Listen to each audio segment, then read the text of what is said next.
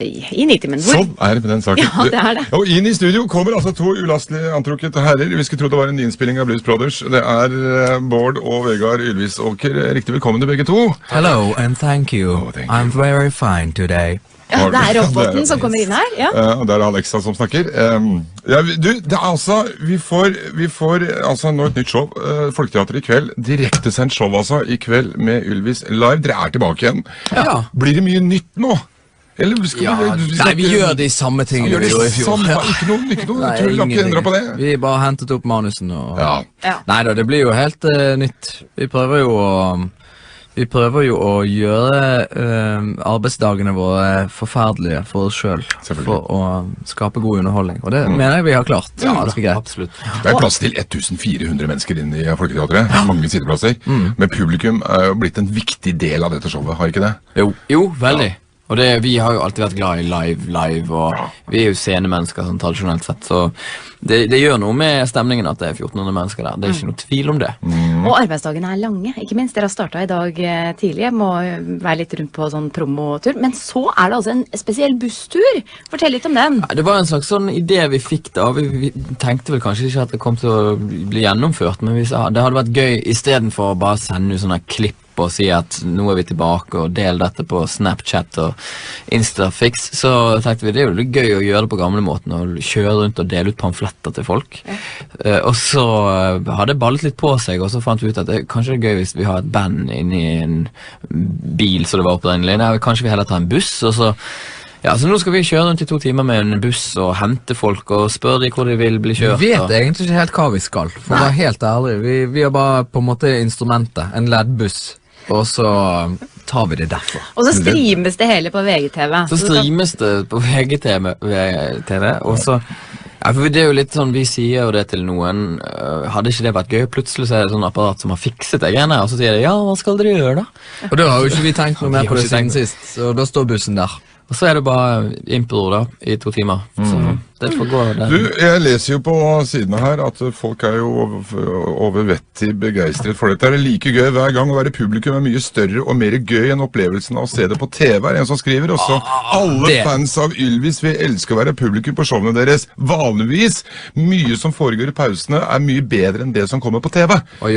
Hvorfor sparer dere det beste i pausene, liksom? Det litt greit å dele det med... Jeg tror det mennesker fra TV Norge som skriver.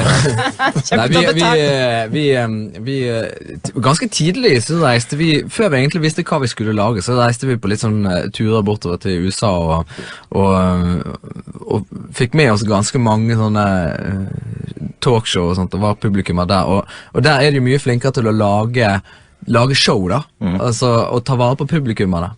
Fordi at det blir veldig ofte sånn, litt sånn som vi hadde det i begynnelsen, vi jo at publikummerne blir bare et sånn instrument for de selv, for å lage stemning for de selv, og det jo litt sånn feil tenkemåte.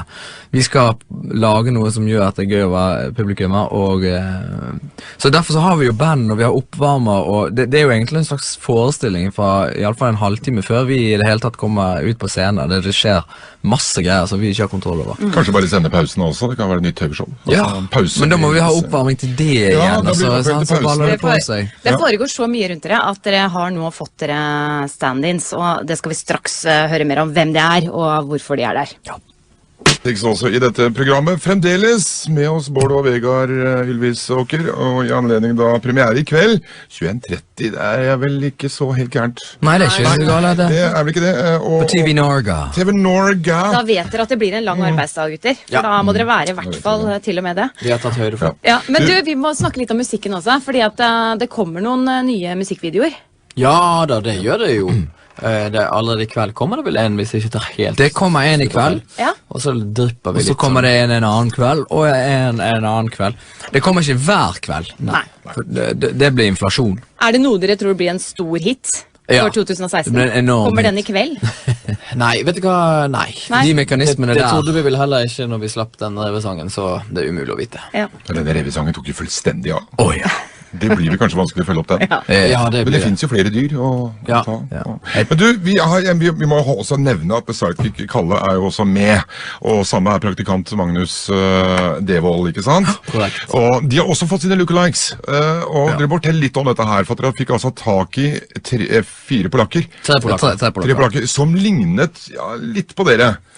Ja, greien var at siden vi kom litt sånn sent i gang med at vi egentlig skulle ha denne sesongen, det var jo egentlig planlagt at vi ikke skulle på før høsten til neste år, og så har vi noen sånn litt småkrasj som gjør at vi trengte vikarer, og så tenkte vi at hva gjør de i andre bransjer? Jo, de reiste til Polen og får seg vikarer der, og da ville vi gjøre det samme. Så vi tok og arrangerte en audition nede i Polen, reiste ned dit.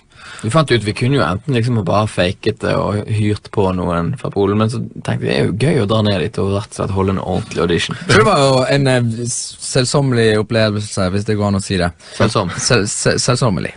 Vi sier det. Den ligger altså på våre Facebook-sider, så kan jo lytterne bedømme selv hvor likt dette her egentlig er. Veldig masse forslag der. Ja, men skal de være med? Hva skal de brukes til? Nei, vi har det litt sånn på opplæring da. Vi har tatt de med litt rundt, så de skal gjøre noen innslag sånn som vi klassiske I kveld med Ylvis innslag, skjult kamera-ting, og så skal de også da lede showet I noen minutter I en begynnelse der vi har litt problemer med å rekke rett og slett 21.30. Ja. Så da kommer vi litt sånn senere ut I programmet, men de må da åpne hele gildet. Så det jo at de så like at folk vil rett og slett ikke se forskjell? Ja, det knapt nok at... Jeg tror kanskje man ser forskjell, men tanken jo så god. Han ene kan jo ikke engang engelsk, han kan jo bare polsk. Han kan bare polsk, og så det en politimann, og så en som for så vidt har jobbet litt I bransjen, men med noe helt annet. Alle store stjerner har en stand-in, så tanken jo helt genial. Helt rødig. Du kan se dere I kveld på TV, gutter, men så kan man også følge denne bussturen fra klokka 11, det ikke Ja, man kan visst det. Ikke det på VGTV, jeg vet ikke om vi skal... Ja, og der kan man se hvordan det går, det vet ikke vi. Så kan man høre tirsdagen til en Ylvis-dag. Ja, absolutt. Det kan man. Vi får bare si tvi-tvi, vi. Tusen takk for det. Det nye showet altså I kveld, 21.30 på TV Norge, så det nevnt, og så tar jeg en tur tilbake. Ja, vi gjør jo det, vi. Hyggelig å ha dere her. Anytime. Pene I tøy her, dere. Thank you. Alright. Ha det.